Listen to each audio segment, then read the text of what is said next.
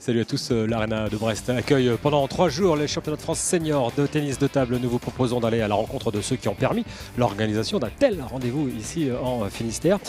Ce sera aussi l'occasion de faire un point sur la pratique du ping en région Bretagne. Nous vous donnerons évidemment les résultats de la compétition. Nous irons aussi recueillir les impressions du public, non sans vous avoir au préalable présenté le portrait de 2 jeunes joueuses du Quimper Cornouailles tennis de table.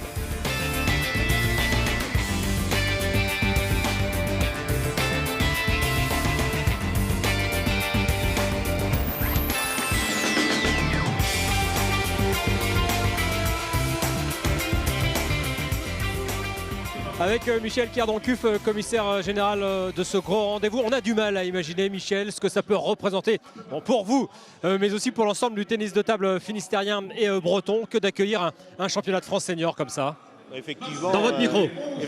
Effectivement, ce que je disais ce matin, la Fédération française de tennis de table retiendra que c'est la 86e édition. Mais nous retiendrons qu'il s'agit de la première édition des championnats de France dans le Finistère et à Brest, bien entendu. Donc c'est une première et on travaille dessus depuis juin 2015, avec un comité d'organisation et plus de 160 bénévoles qui vont se mettre en quatre et se mettent en quatre déjà depuis 2 ou 3 jours pour accueillir les spectateurs et les compétiteurs. C'est tout un comité, toute une ligue qui est derrière pour que ça tienne, que ça... Tout à fait. Alors l'organisation, il y a 2 co-organisateurs, la Ligue de Bretagne de tennis de table et le comité départemental.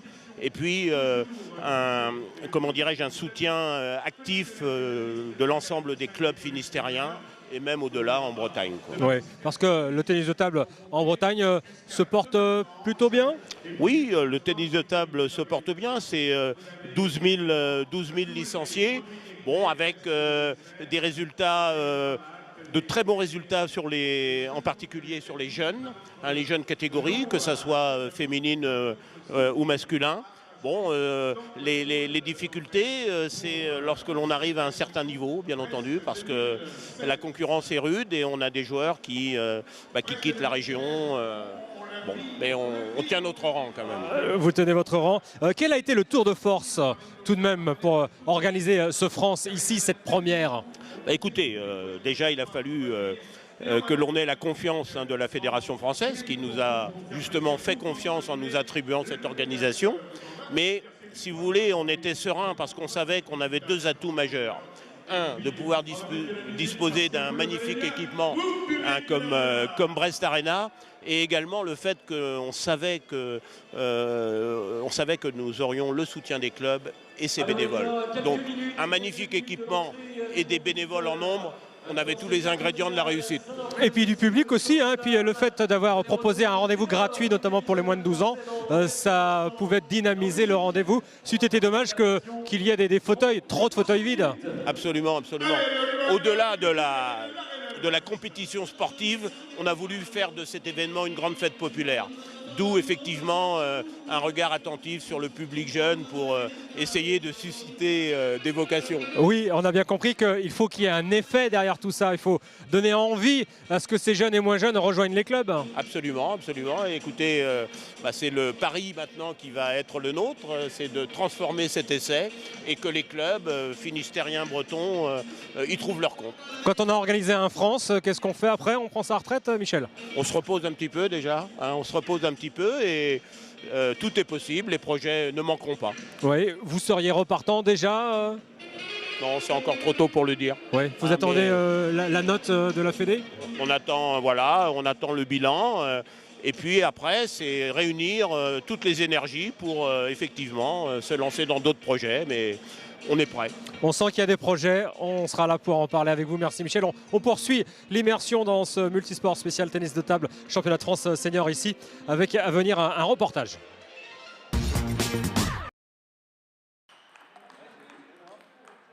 Ça va vite, très vite et ça joue bien et même très bien. Dernier entraînement à Quimper pour Eva Andorin et Camille Campion avant le championnat de France.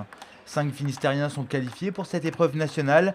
Les 2 pongistes de Quimper Cornouailles tennis de table font office d'outsiders et ont tout à gagner sur cette compétition. Pour Eva, je pense que c'est la vitesse à la table, parce qu'elle est très rapide. Après, ça lui porte de temps en temps préjudice.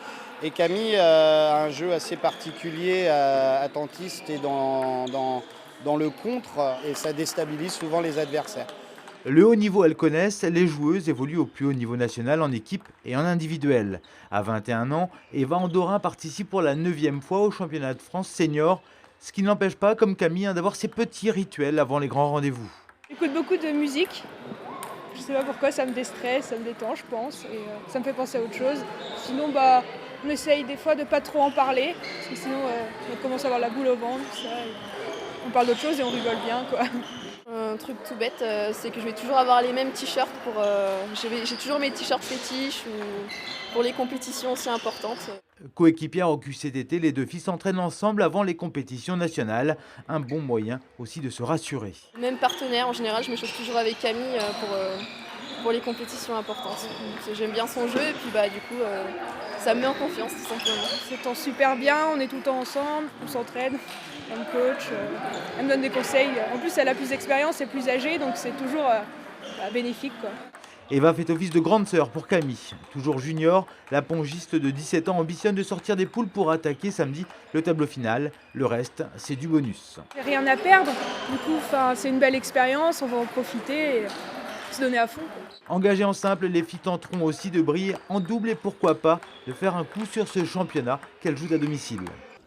Avec Kenny Renaud. Bonjour Kenny, vous Bonjour. êtes conseiller technique régional. La question qui se pose, c'est comment les joueurs que l'on voit aujourd'hui et qu'on a pu voir sur ces 3 jours arrivent à ce niveau-là.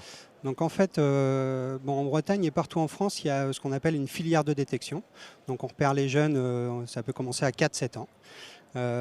Ensuite, les joueurs détectés en fait, sont suivis. Donc en Bretagne avec les centres labellisés d'entraînement qui sont coordonnés par les CTD. Donc là, ils s'entraînent 2-3 fois la semaine et rapidement, en fait, on demande un entraînement quotidien.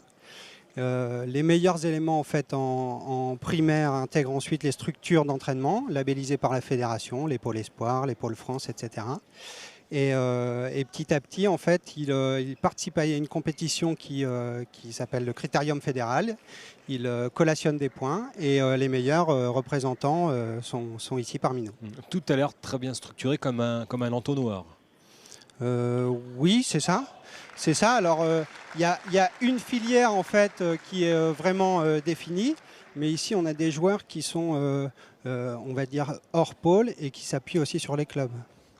Alors si je suis jeune pongiste débutant, si je suis performant, je vais de toute façon être repéré.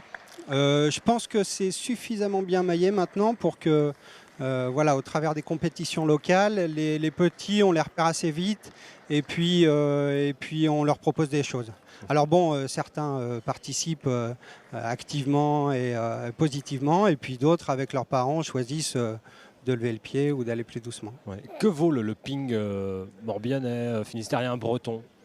Alors, que vaut le tennis de table breton en fait au niveau national? Pour vous donner une idée, la Ligue de Bretagne est 5e Ligue de France au niveau des licenciés, en nombre de licenciés. Avec 10-12 000. Hein, ça... C'est ça. C'est ça. Par contre, la Bretagne est quand même réputée pour être une terre de formation. On communique avec un slogan qu'on a nommé Bretagne terre de formation depuis plusieurs années. Là. Et on a des résultats jeunes assez probants parce qu'on fait médaille d'or en cadet la semaine dernière au championnat de France des régions. Médaille d'argent en cadette, on gagne le challenge Secaldi, c'est-à-dire qu'on est 5e en nombre de licenciés, mais là, en cadet dans les catégories jeunes, on est mieux placé. Là, on parlait des très jeunes. Si on fait un petit point d'arrêt là, sur les seniors, sur ceux qui partiront au JO, puisqu'on est en pleine actualité avec le tournoi de qualification olympique, on voit pas de Bretons. Non. Alors, c'est vrai que les seniors, là, je disais dans les tribunes tout à l'heure, les Bretons, ça dépend ce qu'on appelle Bretons, parce qu'on forme des Bretons qui restent ici, qui sont entraînés, etc. Et nous, c'est vrai qu'on sait quand même, notre marque de fabrique, c'est plutôt les jeunes, les cadets, les juniors. À côté de ça, on a un Thomas Le Breton, Emmanuel Lénon qui ont débuté ici, qui sont partis un peu à l'extérieur. On a Quentin Robineau qui est encore en course, qui vient d'arriver à Hennebont là, il y a 2 ans. Et lui, il est formé ailleurs et il arrive dans la région. Donc c'est vrai que les joueurs migrent beaucoup. Nous, on est quand même plus marqué sur les publics jeunes. Donc en Bretagne, on forme et on accepte de laisser partir ces belles pousses. C'est ça. C'est pas toujours facile. C'est pas toujours facile parce qu'on aimerait bien les garder plus longtemps, mais voilà, je pense que c'est la vie d'un champion. Qu'est-ce qui manque pour garder ces champions-là, des clubs capables de les...